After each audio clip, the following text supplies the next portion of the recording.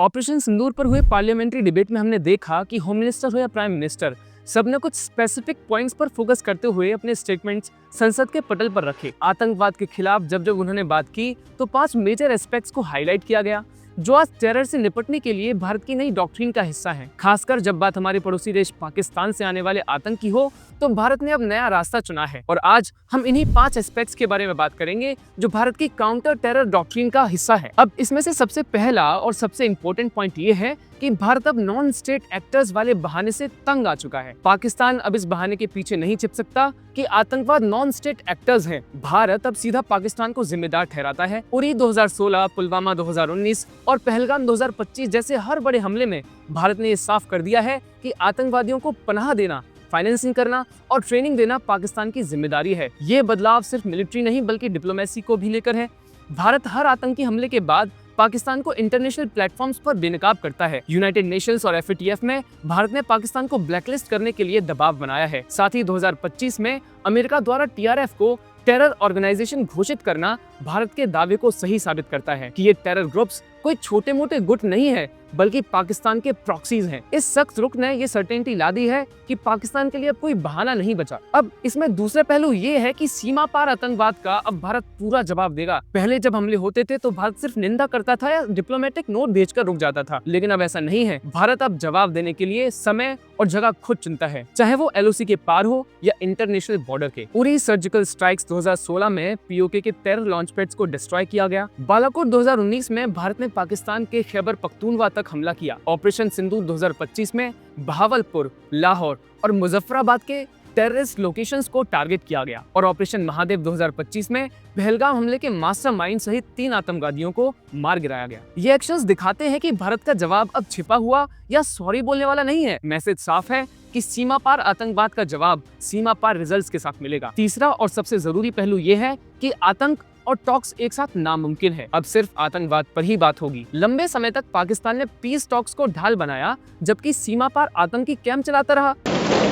क्योंकि सभ्य मुल्कों के बीच बातचीत होती है अध्यक्ष महोदय, लोकतांत्रिक देशों में बातचीत होती है, पर एक ऐसा देश जिसके वजूद में लोकतंत्र का एक कतरा भी न हो और सिर्फ रिलीजियस फैनेटिसिज्म, टेररिज्म और हेट्रेड अगेंस्ट इंडिया हो, उसके साथ संवाद किसी भी सूरत में नहीं किया जा सकता। लेकिन भारत ने अब सख्त रुख लिया है। जब तक आम लोगों और सैनिकों पर हमले होंगे कोई नॉर्मल बातचीत नहीं होने वाली। अब जो भी डिस्कशंस होंगी वो सिर्फ आतंकवाद को खत्म करने पर होंगी। कोई बहाना, कोई दूसरा रास्ता नहीं। और हाँ, ये कोई डिप्लोमेटिक दूरी नहीं है बल्कि मोरल क्लैरिटी है। आखिर आप उससे हैंडशेक कैसे कर सकते हैं जो पीठ पीछे छुरा लेकर के आए। अब इसमें चौथा पहलू ये है कि भारत अब न्यूक्लियर ब्लैकमेल के आगे नहीं झुकने वाला।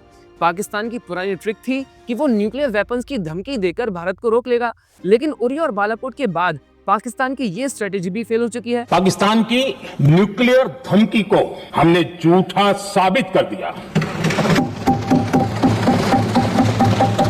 भारत ने सिद्ध कर दिया कि न्यूक्लियर ब्लैकमेलिंग अब नहीं चलेगा और न ही ये न्यूक्लियर ब्लैकमेलिंग के सामने भारत झुकेगा।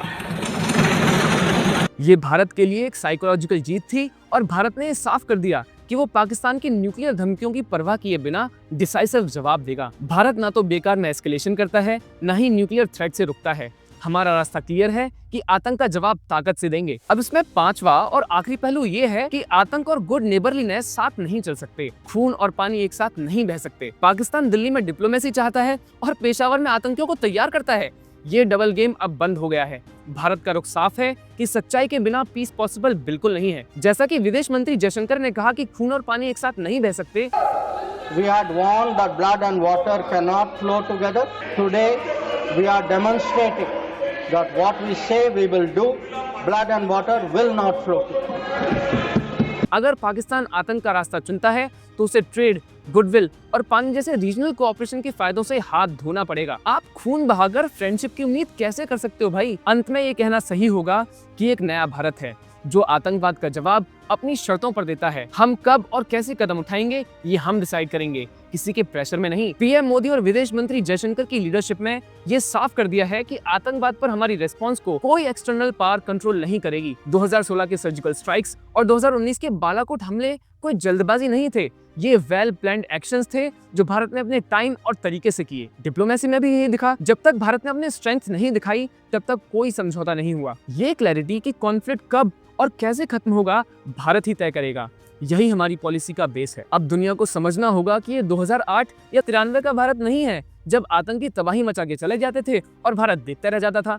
ये एक नया भारत है जो पीस के लिए भीख नहीं मांगता बल्कि अपनी स्ट्रेंथ और रिजॉल्व से उसे हासिल करता है। कोई प्रॉक्सी वार, कोई न्यूक्लियर ब्लफ या कोई डबल टॉक अब बर्दाश्त नहीं होगा। जो भारत को नुकसान पहुंचाएगा उसे वर्ड्स नहीं अपने एक्शन से जवाब मिलेगा। नमस्कार।